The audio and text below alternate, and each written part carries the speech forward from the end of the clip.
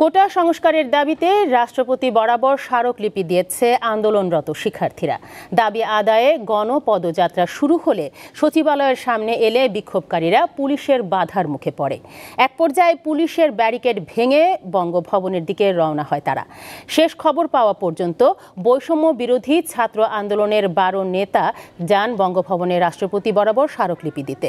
এদিন পূর্ব ঘোষিত কর্মসূচি অনুযায়ী সকাল 11টার দিকে ঢাকা বিশ্ববিদ্যালয়ের কেন্দ্রীয় গ্রন্থাগারের সামনে জড়ো হয় শিক্ষার্থীরা।